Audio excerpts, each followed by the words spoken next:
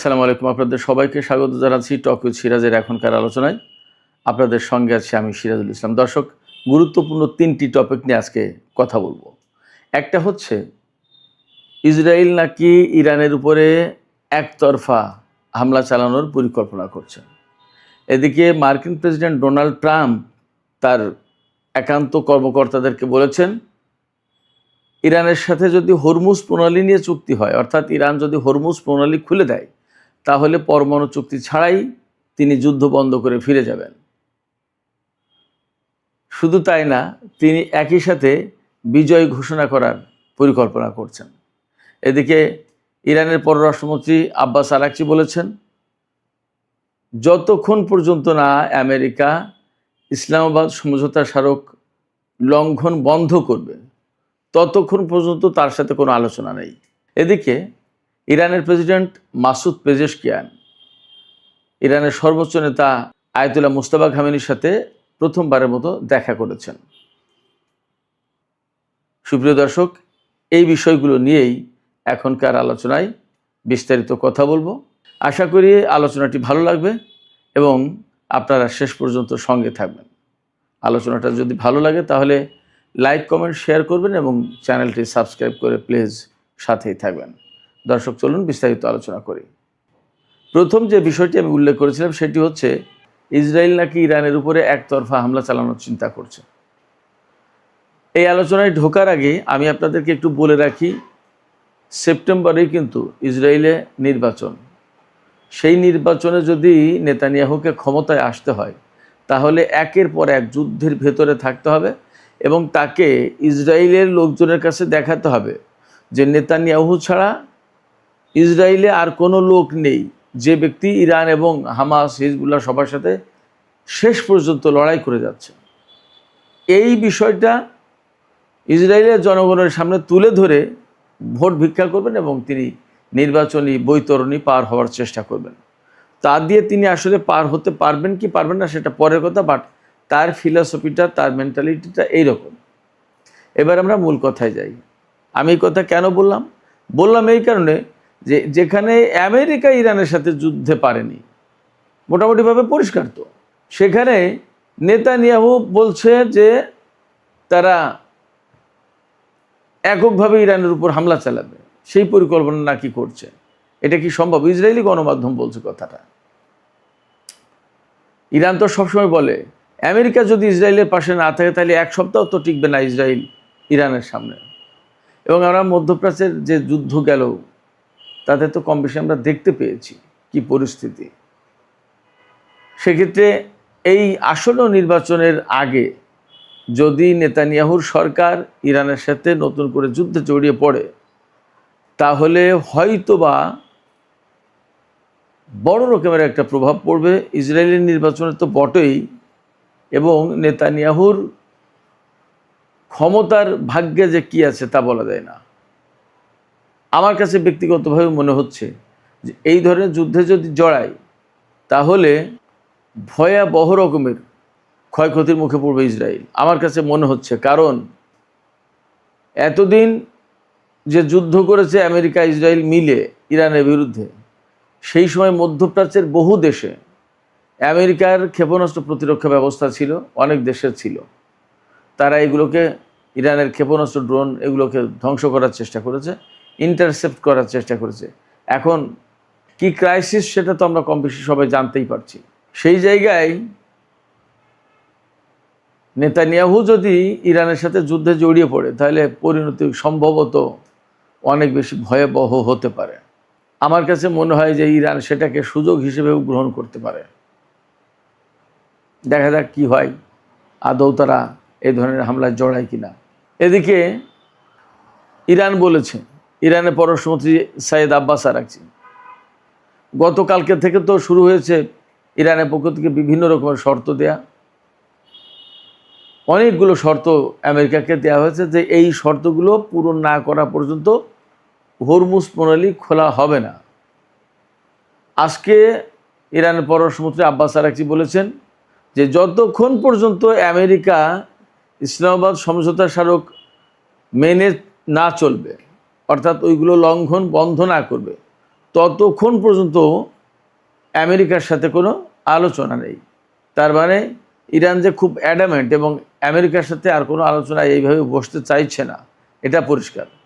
এবং ইরান যে কথা বলছে সেটা হচ্ছে এই যে ইসলামাবাদ সমঝোতা স্মারক সই হয়েছিল পাকিস্তান, তুরস্ক, কাতার সবার চেষ্টা প্রচেষ্টায় এবং বেশ খানিকটা আলাপ আলোচনা দিন দরবারের পর, এই আলাপ আলোচনা দিন দরবারের পর যখন আমেরিকা সেই সমঝোতায় সই করলো, ইরান সই করলো, তার অল্প কয়েকদিনের ভেতরেই তারা সেই সমঝোতা লঙ্ঘন করলো, ইরানের উপর হামলা চালালো, আবার সেই নৌ অবরোধ আরোপ করলো, নিষেধাজ্ঞা আরোপ করলো, সম্পদ, বিদেশি সম্পদ ছাড় দিল না, কোনো কিছু করলো না, সমঝোতায় যা যা বলা ছিল তার কিছুই করলো না।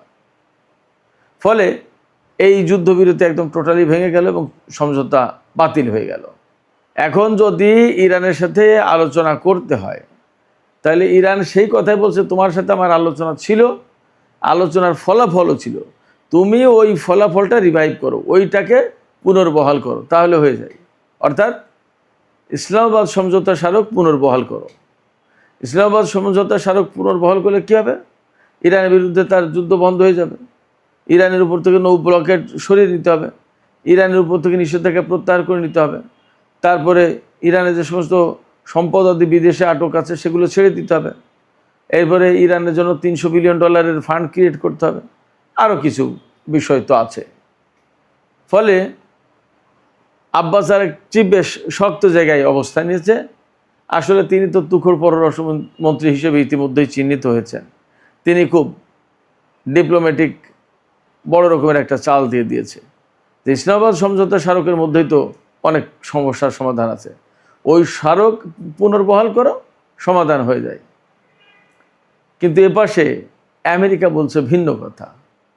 আমেরিকা কি বলছে সেই কথা আমি বলার আগে আমি ইরানের প্রেসিডেন্ট মাসুদ পেজেশকিয়ান এবং সর্বোচ্চ নেতার মধ্যে সাক্ষাতের যে ঘটনা ঘটেছে এই বিষয়টা একটু ছোট্ট করে আলোচনা করি।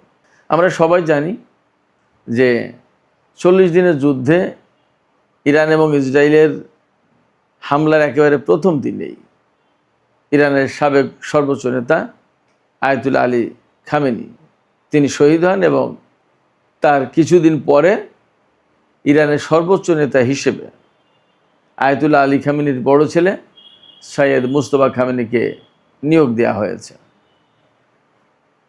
নিয়োগ দেওয়ার পরে এই পর্যন্ত তিনি কখনোই জনসমক্ষে আসেননি এবং রাষ্ট্রীয় কোনো সভা সমাবেশ বা কোনো কিছুতে তিনি অংশগ্রহণ করেননি।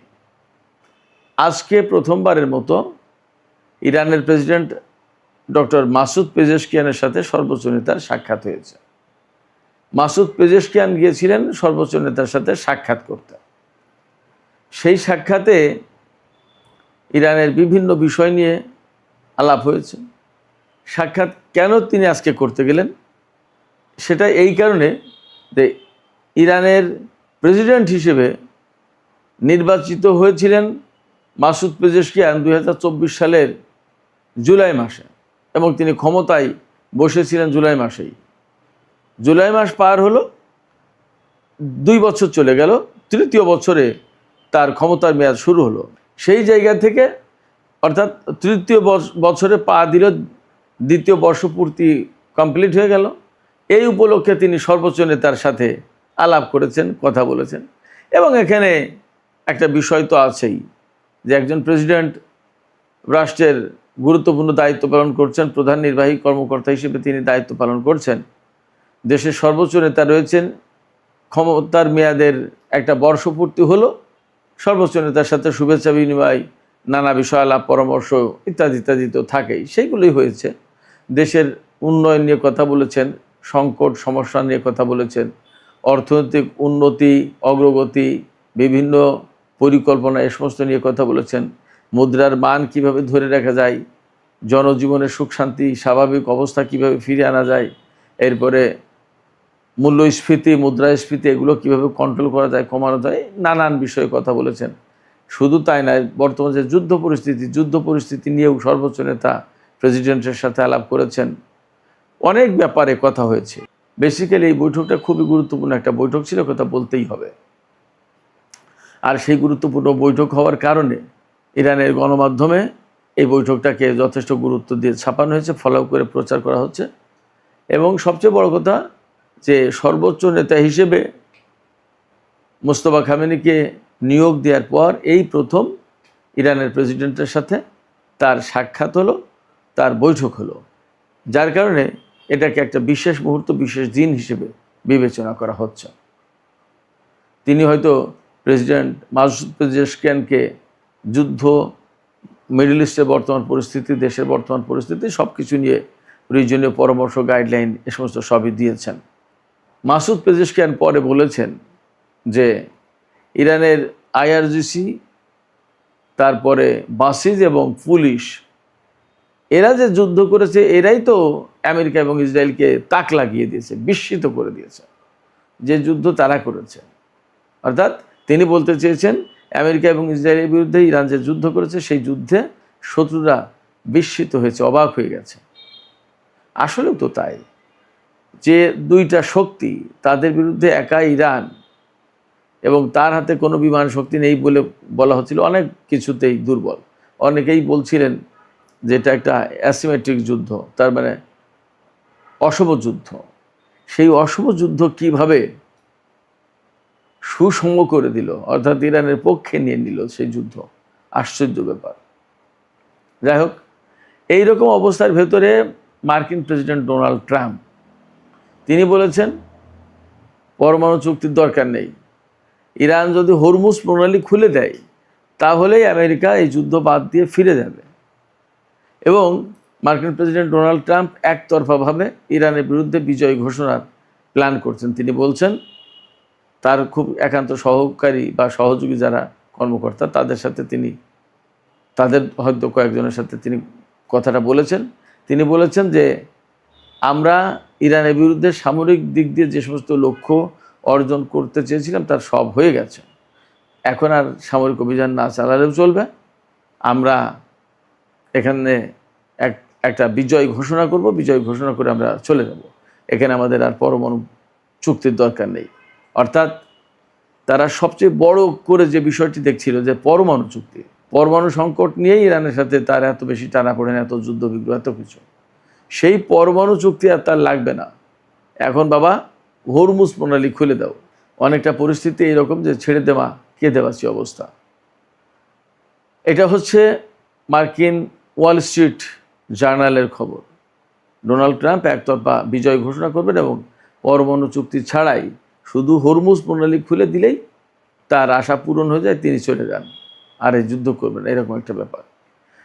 সব কিছু মিলে দেখা যাচ্ছে যে আমেরিকা আসলে বেশ একটা ক্রিটিক্যাল টাইমের ভেতরে আছে এবং মনে হচ্ছে তারা খুব শিগগিরই যুদ্ধ শেষ করে দিতে পারেন। আবার এমনও হতে পারে যে এইগুলো বলে বলে বলে বলে ইরানকে একটা বিভ্রান্ত করে, অর্থাৎ ইরানকে বোঝাতে সক্ষম হলো যে আমেরিকা যুদ্ধ করছে না, ইরানও তাদের যুদ্ধ প্রস্তুতি আপাতত ডাউন করলো। এর ভিতরে হঠাৎ করে আমেরিকা ইরানের উপর বড় রকমের হামলা চালিয়ে বসতে পারে। অতএব ইরানকে যথেষ্ট সতর্ক থাকতে হবে এই ব্যাপারে। তো সুপ্রিয় দর্শক, এখনকার আলোচনা আমি এখানে শেষ করতে চাইছি।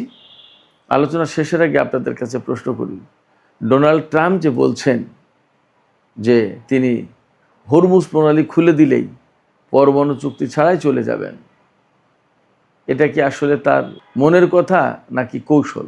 একই সাথে আপনাদেরকে আর একটা প্রশ্ন করি, ইসরায়েল যে একতরফাভাবে ইরানের বিরুদ্ধে হামলা চালাতে চায়, সেই সক্ষমতা আছে কিনা ইসরায়েলের?